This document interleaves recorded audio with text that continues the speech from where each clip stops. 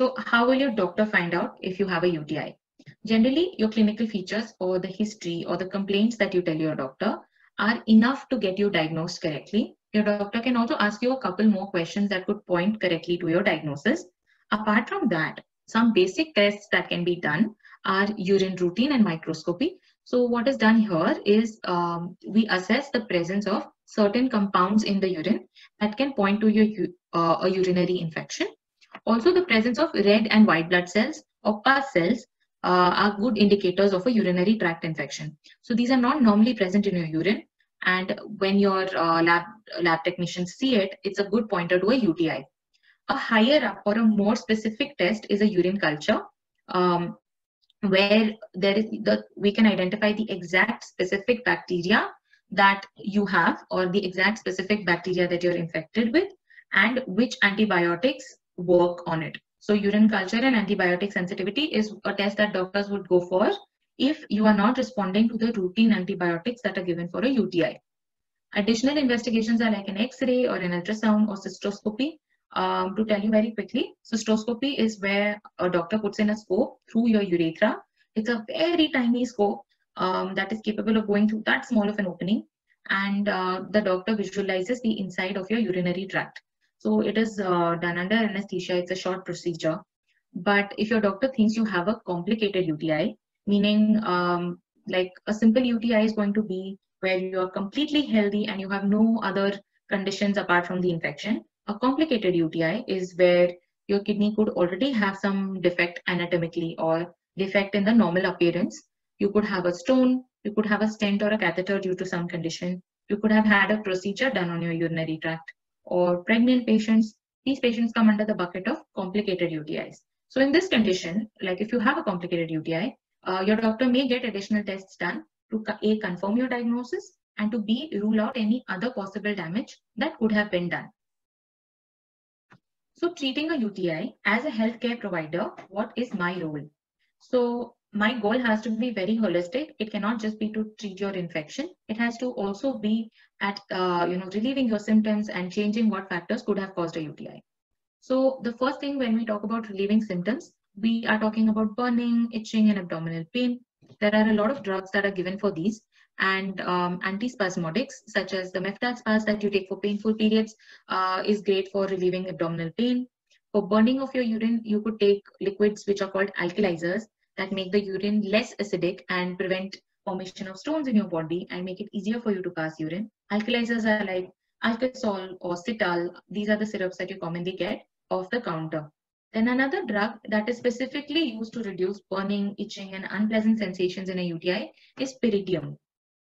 Now coming to points 2 and 3, which is treating or clearing your infection and preventing adverse effects. Both of these can be achieved if your infection is treated on time. And that can involve the use of antibiotics. For a simple, uncomplicated UTI, a 3 to 5 day course of oral antibiotics is sufficient. Your doctor will provide antibiotics that could be something like a cephalosporin, so like a cephalexin, antibiotics that end with ofloxacin, so ciprofloxacin, ofloxacin, Bactrim to get rid of an infection. If the doctor feels that you're not going to respond to a routine antibiotic, if this is not the first time that you've gone to your doctor, they could also do a urine culture before prescribing these antibiotics to you. While most people do get rid of a UTI, almost 1 in 5 women will get a second infection, and many are likely to get it over and over again. Getting them over and over again is what is called recurrent UTIs. So that implies 3 or more infections in 1 year or 2 or more in 6 months.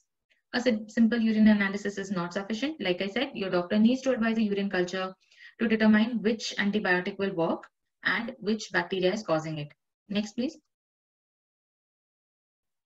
So your doctor may recommend a different treatment plan if you've been going there too many times.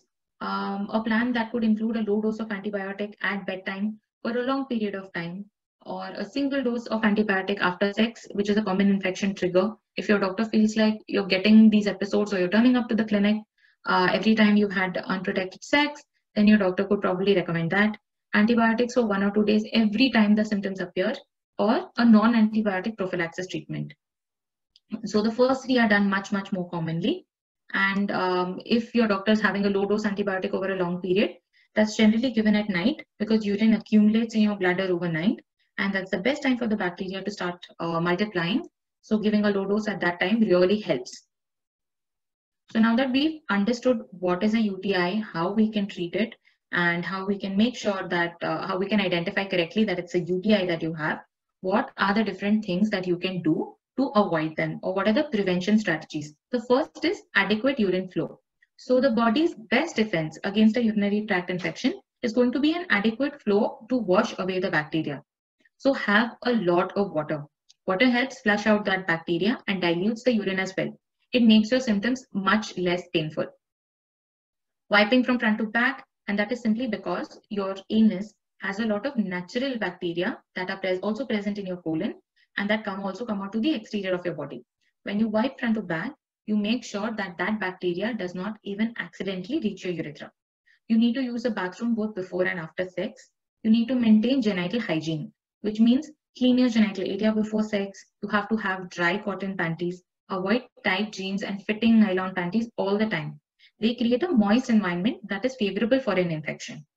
So avoid vaginal douches, avoid hygiene sprays, avoid scented bath products, and choose a contraceptive correctly. So in terms of contraceptives, what happens is there are things such as called as diaphragms, which are worn internally in a woman. They increase pressure on your bladder, and they can increase growth of organisms in your bladder or lead to a UTI. Unlubricated condoms, spermicidal jellies, or if you use a sponge, then a sponge. These are the kind of contraceptives that can irritate the urethra and increase your chances of an infection. Because these are very delicate portions of your body, they're very easily, their defense is lowered and you could have an infection. Actually, to tell you a little bit, we also see this in people that are using unlubricated condoms, or people that even find some irritation with latex. These people find that shifting to a non-latex condom has reduced their UTIs because it's not irritated their urethra and vagina so much. Like if you're using something that's very old, or like a brand that doesn't lubricate enough, or you're trying some weird spermicidal jelly, then it's likely that it can irritate. It's on what product suits you, not on product of a particular brand.